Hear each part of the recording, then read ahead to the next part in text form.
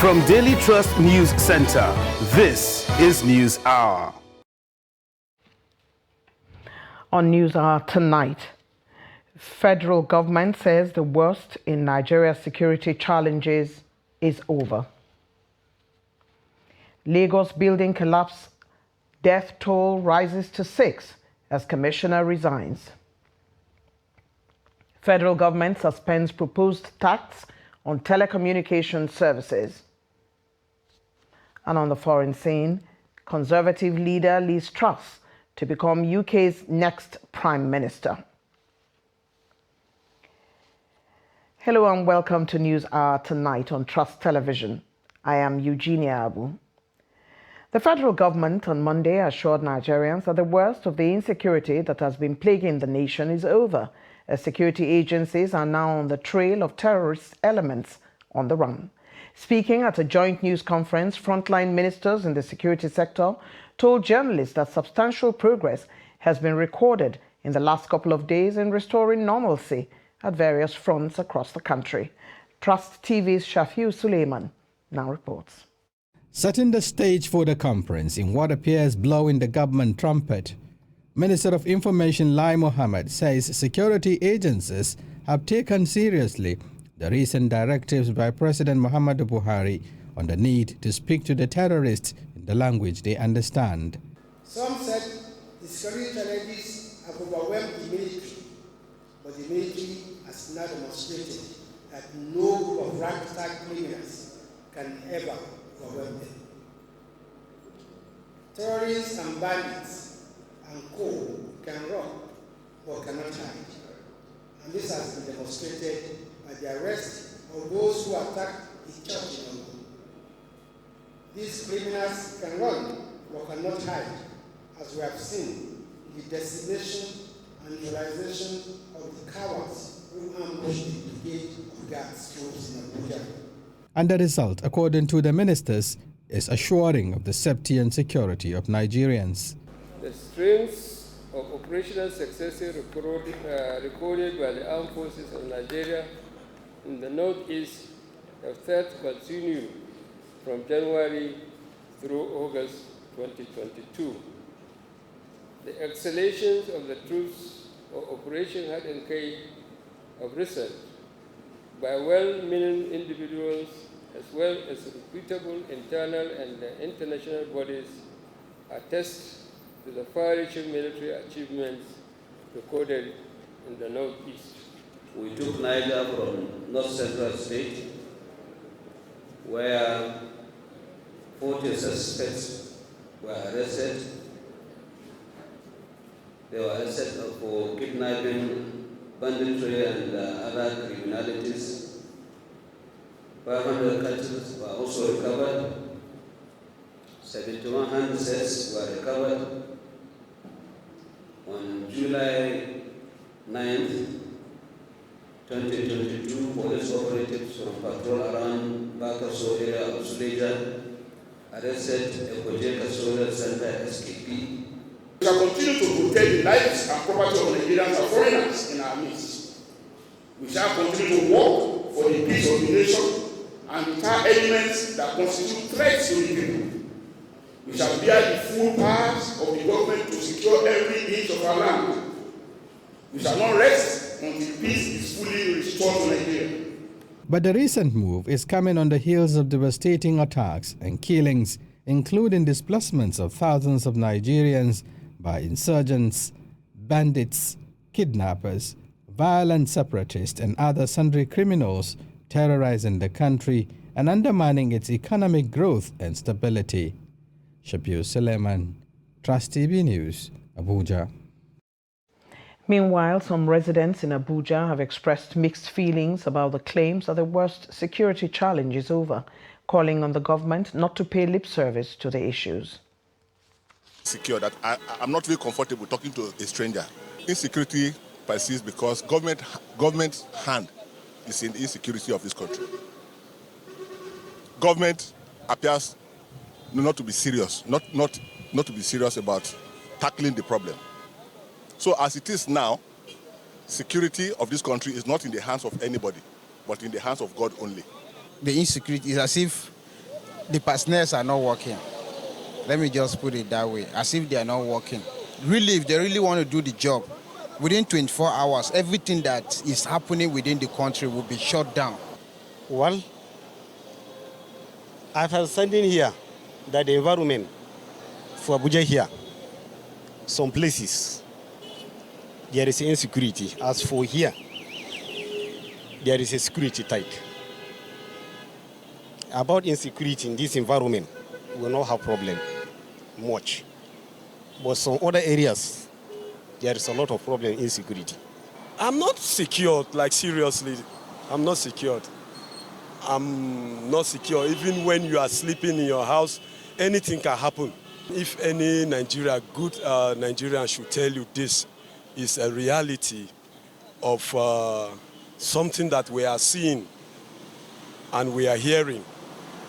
Even the federal government themselves, they can vividly, boldly tell you that yes, themselves, they are not free from the mess that every citizen is passing through. Abuja residents commenting on insecurity in the city. Civil society groups in northern Nigeria want the federal government to terminate the pipeline surveillance contract awarded to Ekwemupolo, popularly known as Tompolo. They also want the federal government to use the 48 billion naira he will earn to address the development and environmental needs of the Niger Delta people. Bello Musa now reports.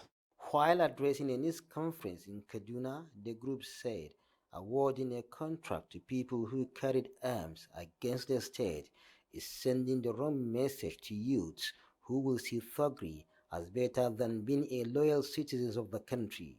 As we are aware, since the revelations of the award of contract of surveillance to government Ekwemupolo, aka Tompolo, others came to public knowledge, the country has been charged over the decision of the federal government of Nigeria and NNPC Limited to award security contracts to private individuals, especially those with a negative track record of raising arms once against the state. Northern Group wants the contract of Tompolo to be terminated. The group also called on President Muhammadu Buhari to critically look into the position of the Nigeria Customs and Nigerian Navy over a claim of oil theft by the NNPC. We wish to call on Mr. President to look critically into the position of both the Nigerian Customs and Nigerian Navy over the outrageous claims of theft of oil and gas sector by the NNPC Limited. Both cannot be wrong while NNPC is right. The civil society further commended the National Assembly for initiating the probe into the subsidy regime and urged them to make the process public. Bello Musa, Trust TV News, Kaduna. Houses and parts of Bachama Road Cemetery have been submerged by flood in Tudunwada, Kaduna South local government area of Kaduna State. When Trust TV paid a visit to the area, displaced residents have relocated to safer areas in the neighborhood. Trust TV's Bello Musa now reports. Nigerian Meteorological Agency NAMED had predicted possible flood, especially for residents of areas considered as most vulnerable. This area has always been prone to flood. Muhammad Indagana lives in the area for more than 40 years. He is devastated by the flood, as his family are now sheltered by neighbors while he sleeps in the mosque with another neighbor, Abdul Mumin Abba, who is also affected by the flood. I've been living in this environment for almost 45 years now. Next year, the same thing will happen. So the thing continuously. Even my house now, I cannot live with my family. My family are living somewhere, I'm living somewhere. We pack all our goods. Every year, that is what we do. We are about 30 in this house, but we had to vacate the house due to flood. My family is squad with neighbors, but I sleep in the mosque.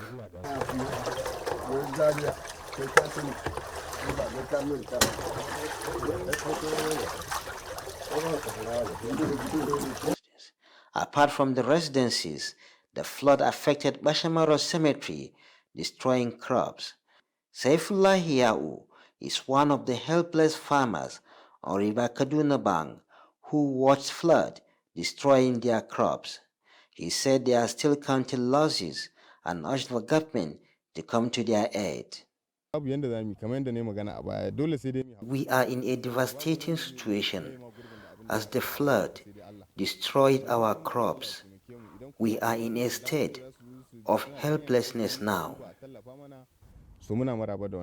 The resident blames the community for dumping refuse in the drainage, which according to them is one of the factors responsible for the flooding. Most of the people block the waterways, in fact, and that is why if rain comes, it enters inside their houses.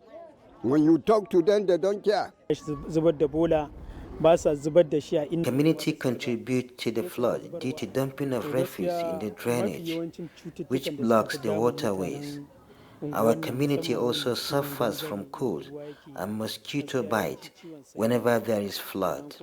The Nigerian Meteorological Agency NIMED has predicted 96 hours of rains, warning residents of Kaduna, Niger, Bauchi Plateau, and Nasarawa State of possible flood. Bello Musa, Trust TV News, Kaduna. The casualty figure at the site of the building collapse at Obaidu Street in Oniru, Lagos, has increased to 6. The corpse of an elderly man and that of a young male adult were today recovered from the debris of the collapsed building. The National Emergency Management Agency says the search effort continues as the Lagos State Emergency Management Agency has started clearing the rubble of the collapsed building. The head of Oniru Chieftaincy Family Estate Office, Prince Olarinwaju Ajasha, gave insight into efforts being made to stop the ongoing construction. For Lagos State Ministry of Fiscal Planning and Urban Development, Dr. Idris Salako told the whole world yesterday that they had been here on three occasions to seal up, but these people will find their way either jump the fence to continue construction in the midnight. Despite our circular from the office that nobody should be seen at the site of construction, anything 7 p.m. They should finish up by 6. Have their bath. By 7, they should all vacate. But they didn't follow. They were not supposed to be there on Sunday, but they were there.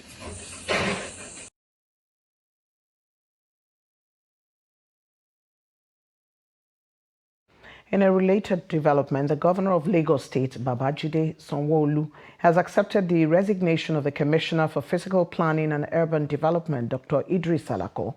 The Commissioner for Information and Strategy, Benga Omotosho, announced this in a statement on Monday. The governor, who thanked the Commissioner for his services to the state, said the resignation is a prelude to the restructuring of the ministry and its agencies. The governor warned all players in the sector to respect the law or face the consequences of any indiscretion, no matter who the perpetrators are. The federal government has uncovered 14 assets, including shopping malls, residential estate, polo playground, lands and farmland belonging to a former Commander Intelligence Response Team, Abba Kyari, a Deputy Commissioner of Police. Kyari was said to have failed to disclose his ownership of the properties in different locations in the Federal Capital Territory, Abuja and Maiduguri, Borno State. Over 207 million naira and 17,598 pounds were also discovered in his various accounts in GTB, UBA and Sterling Bank. In a fresh 24-count charge filed against Kyari by the Director of Prosecution and Legal Services, J. Sunday, dated August the 30th of 2022, the Attorney General of the Federation stated that the suspended DCP allegedly disguised his ownership of some of the properties. Also, the federal government filed a separate 24-count charge against Kyari's former deputy, Sunday Ubua, an Assistant Commissioner of Police, who is on suspension. Commandant General of the Nigeria Security and Civil Defense Corps, Ahmed Abubakar Audi, says the Corps will not tolerate any act or conduct capable of jeopardizing public interest, as well as its mandate of safeguarding all critical national assets and infrastructure in the country. Audi stated this following a viral CCTV video showing some personnel of the Corps allegedly extorting money from an independent petroleum marketer in Rivers State. The report. The Commandant General said the Corps has set up an investigative disciplinary panel to deal with the situation, adding that it is going to be the last time any member of the service will be involved in such a situation. The NSCDC boss, while reading the riot act to all heads of anti-vandal units in the Niger Delta region, emphasized that any officer caught violating the Corps' standard operating procedure and code of ethics would be decisively dealt with, irrespective of rank, status, or nativity. A note of warning to our personnel. I'd like to reiterate it again. I have said it several times, and I have to say it here very clearly and very categorical, that any personnel who is involved in compromise in the area of anti-vandalization and the issue of oil theft will be summarily sanctioned and be dealt with and should went out. All personnel should note that the minister has approved, as we came on board, the new code of conduct and the SOP, standard operating procedure for the growth of the law, and it will be dealt with. I'd like to sign that warning. He reaffirmed the Corps' commitment to salvaging the nation from economic saboteurs carting away the nation's crude oil and other petroleum products. It is incumbent on us as Nigerians to rise up against those behind oil theft and pipeline vandalism by volunteering information that could lead to possible arrests and prosecution of these criminal elements and saboteurs. We therefore use this medium to assure the federal government and the people of this great country that the Corps is determined more than ever before and fully committed to the war against oil theft. The Commandant General has given the investigative committee 1 week to authenticate the video and submit its report for further action. In the meantime, the Independent Petroleum Marketers Association of Nigeria, IPMAN, has begun a 3-day strike across the northern state depots. IPMAN leadership at a press briefing said its withdrawal of services at depots was a result of the failure of the Nigerian Midstream and Downstream Petroleum Regulatory Authority to settle its claims of over 70 billion naira. It revealed that 2 billion naira has been paid, which is less than 5% of their claims, as against the agency's allegation that it has disbursed 9 billion naira to them. They warned that failure to pay the claims within the next 30 days would lead to suspension of operations indefinitely in 9 northern states, which include Borno, Adamawa, Niger, Zamfara, Plateau, Kaduna, and Gombe. That you took a product far south, far west to far north without being paid even in advance. Nobody can haulage a product from far west to far north Maiduguri without being paid. Yes, it is very ridiculous. So therefore, this press briefing is not to cause havoc to the members of general members of the public. That is why we decided not to close our outlets. We should leave the outlets dispensing oil to general public because we are law-abiding citizens of Nigeria. Just want to tell the federal government and the general public and well-to-do to at least call the attentions of the central government to intervene and solve this problem. If not, we have no option than to withdraw the service in due course. Yes, we cannot. That's not. And now to politics.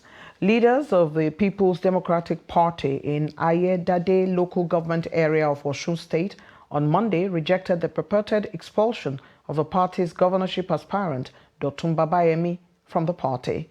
At a press conference held at Ayedade local government PDP secretariat in Gwangang, the party leaders and members faulted the expulsion of the aspirant. In an interview, the secretary of PDP in Ward 2, Adekunle Munirudin, and a PDP chieftain in Ward 3, Adelani Ajanaku, said the aspirant did not work against the interest of the party, insisting that his expulsion was unacceptable. That to this end, all members and the executive of the party at Otunbalogun Ward 2 due retreat our unalloyed support and loyalty to Omoba Dotun Babayemi for all actions he has taken so far for make the PDP a great party in this state Osun. Above all, we implore all our members of our party to continue to be law-abiding by ensuring that peace prevails at all times in Ayedade local government. When Dotun joined politics, he landed in APC. From APC, he left, he went to ADP. And he came with a rousing welcome. It was the leaders of PDP that courted him. It was the leadership of PDP that invited him when they saw his worth. Yes. Even when he was in ADP, we are all a living witness to the quantum number of votes which he gathered, 48,000 votes in 10 local governments. Yeah. And still talking politics, following the suspension of the Adamawa State Chairman of the All Progressive Congress, Ibrahim Bilal, over gross misconduct and anti-party activities, Samaila Tadawus has been sworn in to chair activities of the party in acting capacity. The State Executive Committee of the party said the refusal of the suspended chairman to appear before the committee proved he is guilty of the allegations against him. Salis Lawan has details of that story. Before the suspension of the chairman, a two-week ultimatum was issued to him alongside the secretary of the party, Raymond Chidama, and state treasurer of the party, Yahya Hammanjalde, but he failed to respond to the allegations. A vote of no confidence on the chairman of the All Progressive Congress, APC Adamawa State, Alhaji Ibrahim Bilal, over gross misconduct. We, the undersigned members of the State Executive Committee of the All Progressive Congress, APC, in Adamawa State, have today, 5th of September 2022, passed a vote of no confidence on the chairman of Adamawa State Chapter of APC, Alhaji Ibrahim Bilal, over gross misconduct. State Vice Chairman of the party, Samaila Tadawus, was later sworn to lead the party in acting capacity. I, Tadawus, do solemnly swear that I will be faithful and bear true allegiance to the All Progressive Congress APC and the Federal Republic of Nigeria. Speaking on whether the impeachment of the chairman could limit chances of the party in the 2023 general election, stakeholders have a contrary view. And I believe they did the right thing because they suspended in order to make investigation. That's the main reason they suspend him. Because there are some main allegations on him regarding to mismanagement of the party funds and also anti-party, involving himself in anti-party activities. So these are the things that will lead a party, more especially the anti-party activities. It's a constitutional issue whereby they may even sack you from the party. Affect anything. This is not the first time we are going to the election with acting chairman. In 2015, when we have a state chairman, Binta Masi, she became a candidate of the party as a senatorial candidate. We have acting chairman, who is a deputy chairman, that lead us to the campaign, and we come out victorious. So it is something that's happening. I think 2015 we're going to repeat itself, whereby the party chairman was suspended, the acting chairman, his deputy will take over. So and I believe it's not new in the APC. State Executive Committee of the party is still awaiting the Secretary of the party, Raymond Chidama, and the Treasurer, Yahya Hamad Julde, to respond to allegations leveled against them too, or face the same action handed to the suspended chair. Salis Lawan, Trust TV News, Yola. You're watching News Hour on Trust TV. Coming up after the break, thriving donkey business in Jigawa. Do stay with us. To every politician, as the campaigns gain momentum and passions begin to rise, remember, the errors of your opponents do not make you a success. Do not run down your opponent and inflame passions to violence between and among your supporters. What counts is what you plan to do for the electorate and how you intend to relieve the sufferings and bring succor. Nigeria is in dire need of patriotic leaders at all levels, leaders who will make national development their priority. Concentrate on telling the electorate what you intend to do when you get into office. Focus on making your vision clear to the electorate. Don't engage in verbal abuses, fake news or speeches. Keep dealing with issues that will bring progress. You win the hearts and minds of the people by being above board, by being civil, patriotic, and showing empathy. Let's join hands to make the 2023 elections peaceful. A message from the National Orientation Agency.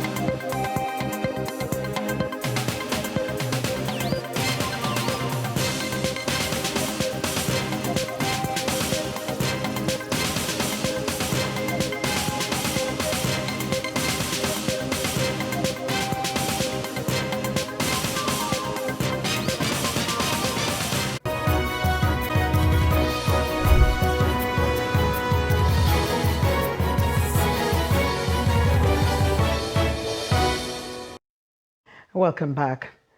If you are just joining us, this is News Hour on Trust TV. A recap of our top stories. Federal government says the worst in Nigeria's security challenges is over. And Lagos building collapse, death toll rises to 6 as commissioner resigns. Moving now to other stories, the Federal Airports Authority of Nigeria has apologized over its faulty escalators, which injured travelers at the Lagos airport over the weekend. FAN Acting General Manager Corporate Affairs, Faithful Hope Ivaze, in a statement on Monday, said the Airport Authority has taken full responsibility for the incident. Hope Ivaze noted that it has also reached out to actively participate in the care for the injured. He said the authority is reviewing the operating procedure for the equipment to ensure that such sudden mechanical faults do not occur again. On Saturday, a traveler with a Twitter identity, Elvi Kyop, released photos and videos narrating how her family and some travelers sustained injuries while trying to use what he called death trap called escalators at the airport. Fake and substandard products span all categories of items from drugs, electrical, electronic, household appliances to automobiles.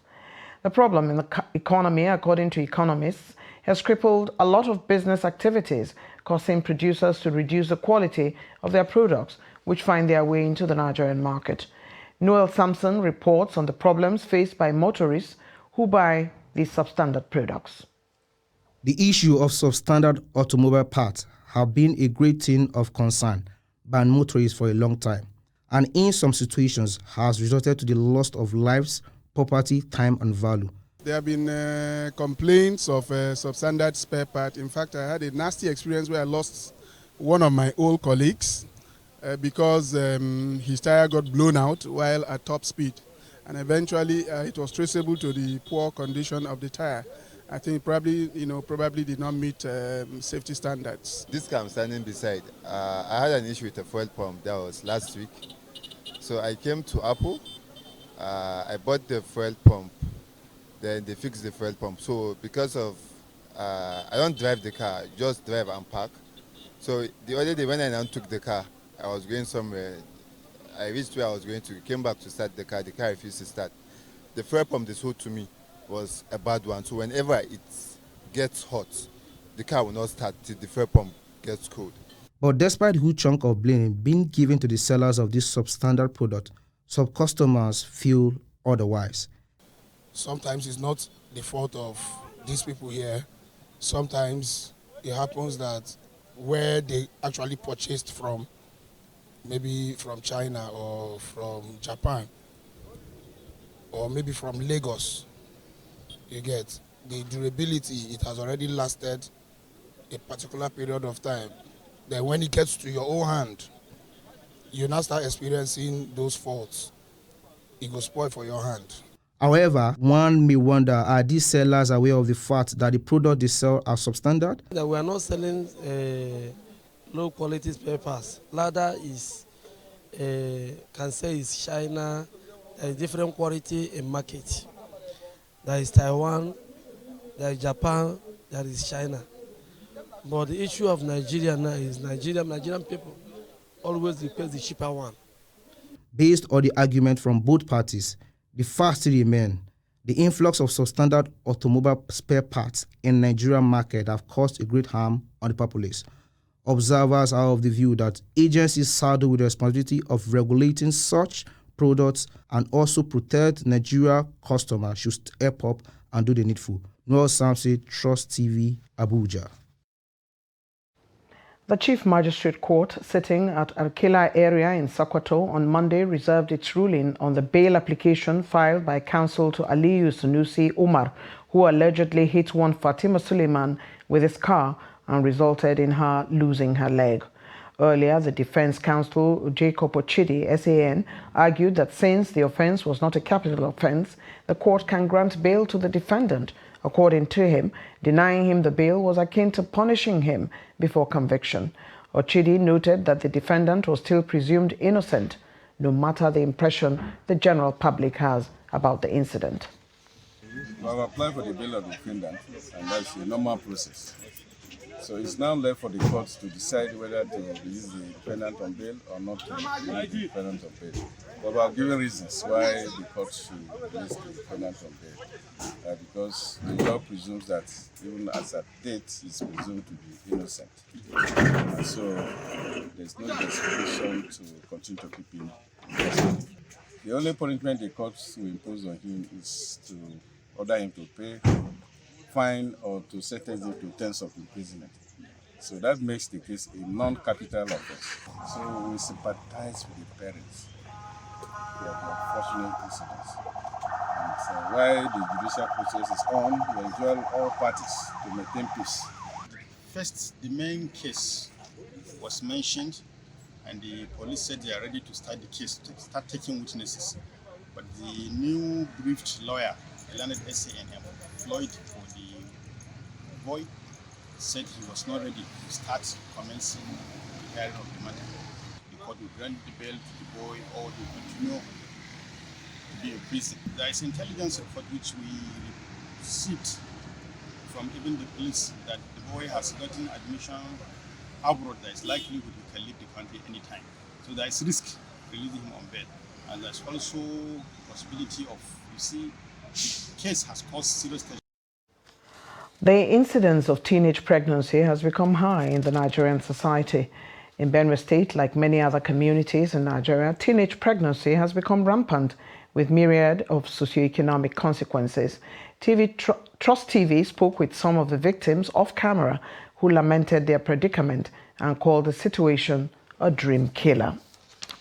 The young girl said regrettably that when they fall pregnant, they are forced to drop out of school, which lowers their chances of finding any reasonable means of livelihood, where they will have to depend on other family members to survive.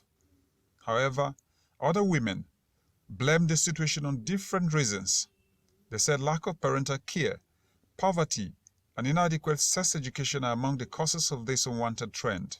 There is nothing like sex education in their children's life. They don't teach them that as you are going out, please, this is how issue of sex is. They don't even care. They don't teach them. In fact, many parents are far from their children. They don't discuss. They are even shy of discussing issue of sex with their children. I understand that parents have failed in this aspect because they feel that the children are too young to be educated in those aspects. They feel that you are instead spoiling the children or giving them knowledge that is above their age limit. They said the implications of teenage pregnancy are quite grave, both for mother and child. The after effect of these consequences tell a great deal on the economy and society at large, adding that teen mothers suffer more from these implications. And the consequences are that this will make these children drop out of school at an early stage because they tend to take care of the pregnancy and the childbirth. And during the process, most of these teenage children lost their lives during childbirth. Aside that, this also affects the children because they will not have the exposure or the materials they need to take care of these unwanted children they've gotten. They called on parents, especially mothers, to do more in the upbringing of the children to minimize the cases of child motherhood. Avoid this early child pregnancy. One, we need to, as parents, we need to ensure that our children are well taken care of. We can be giving our children, most especially the girls, sex education.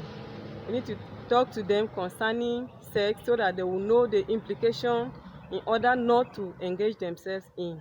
Experts believe preventing teenage pregnancy ought to be the collective effort of all stakeholders, including individuals, parents, communities, the media and government, where they called for age-appropriate sex education and access to modern contraception.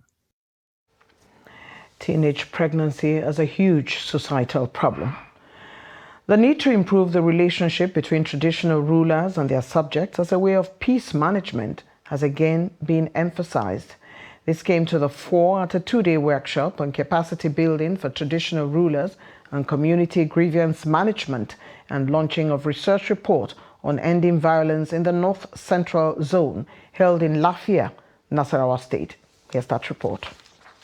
The two-day workshop on capacity building for traditional rulers was organized in collaboration with the Middle Belt Brain Trust and the Institute for Integrated Transitions. Speaking at the workshop, former Chief of Army Staff Martin Luther Agway said traditional rulers are the closest to the people, hence the need to improve their capacity to ensure peaceful coexistence among different nationals.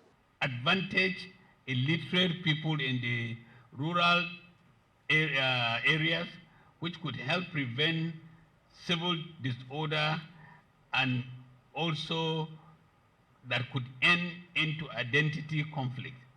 Nasarawa State Governor Abdullahi Sule, on his part, said the event is timely as it will provide technical capacity and support in the area of leadership and alternative dispute resolution. Believe in the security of our own people, because we strongly believe that without peace and security, you cannot achieve anything. The team is also in tandem with the policy thrust of our administration towards stemming the tide of insecurity, not only in Nasarawa State, but the North Central and Nigeria at large. Governor Sule maintained that traditional institution is playing pivotal roles in the maintenance of peace, especially at a grassroots level. That is why, according to him, his government accords attention to the institution by providing an enabling environment for royal fathers to contribute their quota to peaceful coexistence in the societal development. Some of the participating traditional rulers said the workshop will equip them to better handle crises as well as pilot the activities of their domains. As traditional rulers in the state, we know the major roles we play in order to maintain peace, law, and order, in addition to harmonious relationship between our people and our neighbors. Especially the involvement of traditional rulers who are the custodians of and the closest to the community. It is very germane that to take cognizance of issues that may have resulted into the escalation or increase in crime and criminality across the state. At the opening of the two-day workshop, a book on research report on ending violence in North Central Zone was also launched. And now to health matters. Professionals in the health sector have urged members of the public to follow the due process of accessing health facilities and the appropriate health practitioners in treating ailments of any kind. Many Nigerians prefer to patronize patent and proprietary medicine vendors, pharmacies, and other drug dispensaries to get care instead of visiting the clinic or hospitals. But each cadre has a position in the healthcare value chain, as Trust TV's Aisha Salihu explains.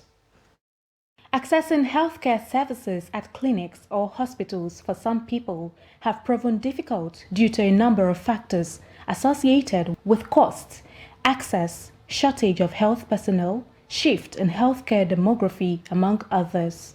As a result, patent and proprietary medicine vendors have taken up roles further beyond their primary task of dispensary of essential medicines. In the rural area whereby, nobody's prescribing anything. You just go to the pharmacy, popularly known as chemist. They just give them anything. And when you even look at them, people in the rural area, rural area, you can see that they don't, even the people that they call the pharmacists, they are just selling the drugs. They are not licensed. They are not qualified to even do that kind of a thing.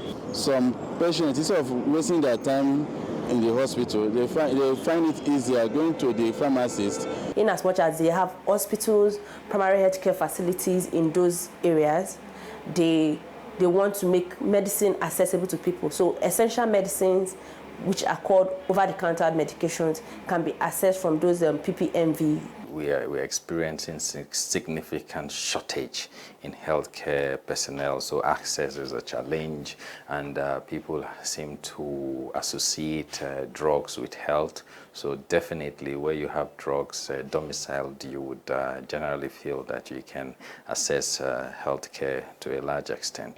However, the conversation has moved from the rivalry within the practice of community pharmacists and physicians at the clinics or hospitals. Health practitioners are advocating for patient education at all levels on the right channels to be followed in accessing healthcare. But to start with, strengthening of the primary healthcare centers must be strengthened. Health insurance scaled up, while access to health insurance must be improved. Most pharmacies, they have nurses that do some of the administration for those emergency cares. That does not take away the place of the hospital, the clinics, and the primary care center.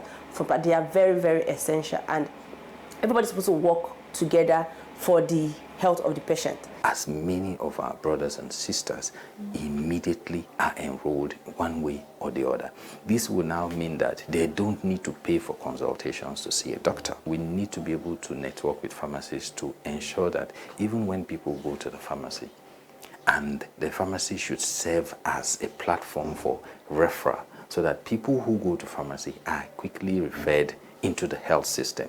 In order to achieve quality health care, it is advised that patients shun the age-long practice of patronizing pharmacies, patent medicine stores, and other dispensary channels. The right thing to do is to access the healthcare centers, which keep records of their medical history with proper diagnosis before referrals are made to the pharmacies. Aisha Salihu, Trust TV News, Abuja.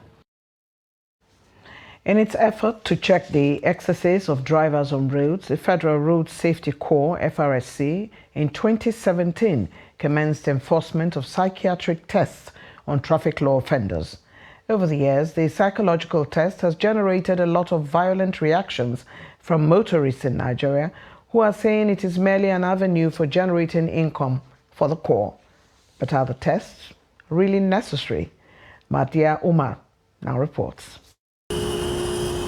The proposed test, according to the Federal Road Safety Corps, focuses on 4 areas of violations, including use of phone while driving, beating traffic lights, route violations, and dangerous driving.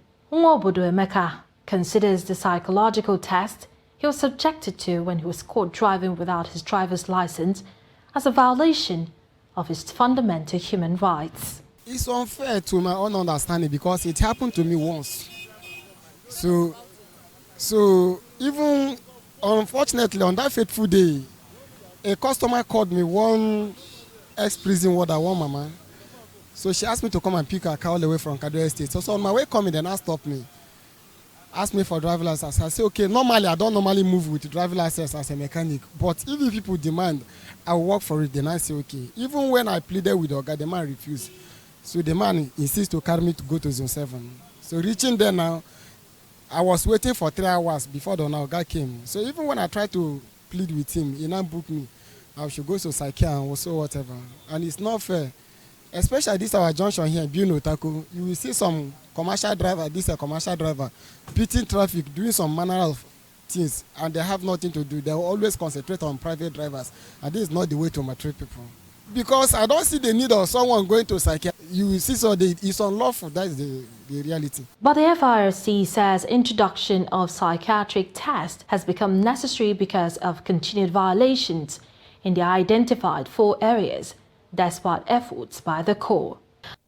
It started some years back with a pilot scheme in Abuja Air, when the then Corps Marshal realized that some offenses were more prevalent and some were more grievous than normal, and he decided to set up an operation known as Operation Cobra. It's serving as deterrent because apart from the normal payments or fines, you pay another fine and another money to get the test done. And again, Nigerians do not want to be tested for such kind of evaluation rather.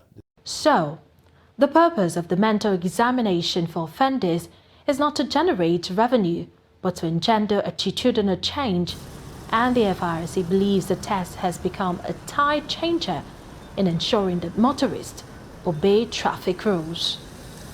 Mardia Umar, Trust TV News, Abuja. Donkeys are a popular and cheap means of transportation in northern Nigeria's rural farming communities. But in recent times, the price of donkeys has shot up amidst growing demand for the animals, which is now used as food, as buyers from southern Nigeria are transporting the animals home for consumption. Trust TV correspondent Idris Jibrin, who visited Megatari International Cattle Market in Jigawa State, reports that thousands are benefiting from the donkey trade in the market. Many years back, donkeys are used to transport mostly agricultural produce from rural farming communities to the market in cities and towns across northern Nigeria. But that is changing, as cows are gradually replacing it because the animal is now consumed as food. Here in Nigeria, we take it to the southern part of the country, where it's being consumed as food. Its business is now booming here in Megatari International Cattle Market, where over 40,000 people said to be directly or indirectly involved in the trade. Those who are benefiting from this donkey trade here in Megatari, Gumel and Jigawa State in general are more than 50,000 doing the business of donkey alone. In Megatari International Cattle Market, a big size of donkey now sells for 60,000 naira as against 20,000 naira some years back, while medium size attract as much as 30,000 naira as against old price of 10,000 naira, largely due to increase in the demand of the animals.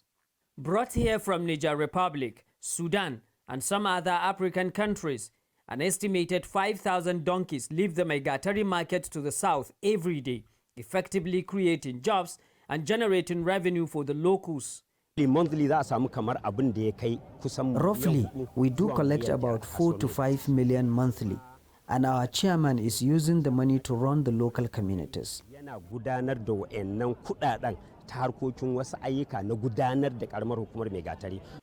Despite growing agitation to legislate against the sale of these animals, traders believe that a more permanent approach to sustain their business is indeed needed, considering the number of people benefiting from the trade. I am urging our lawmakers, whom we elected to represent us, to stop considering the issue of stopping our business. Instead, they should make a law by which we can breed more donkeys so that our business will grow further. Although providing income for many, but expert believes that unless something is done, the last remaining donkeys population as animals may soon disappear across the country. Idris Jibrin, Trust TV News, Jigawa. Thriving donkey business. And for more business now, we join Chamun Dabeng. Here she is.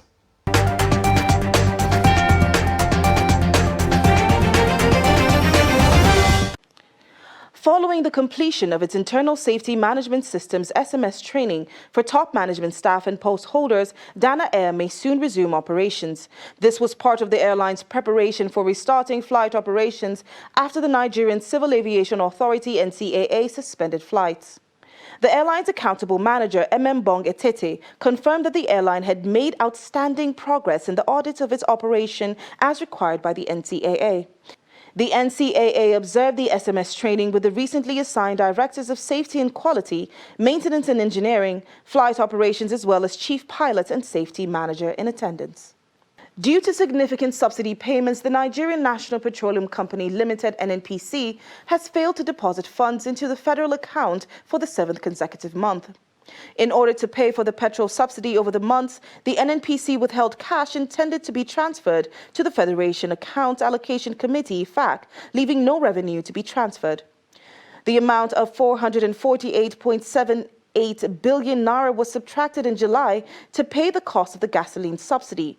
This is according to the most recent report by the NNPC.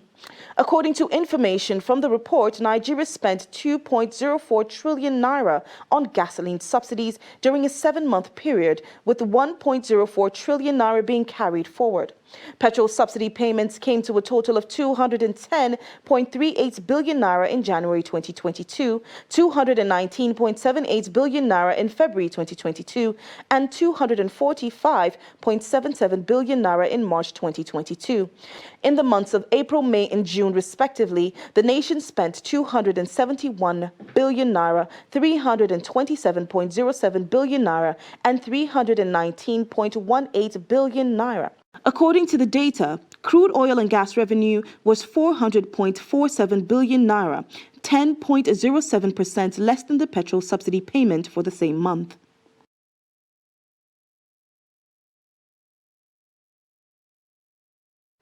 Thank you, Chamun.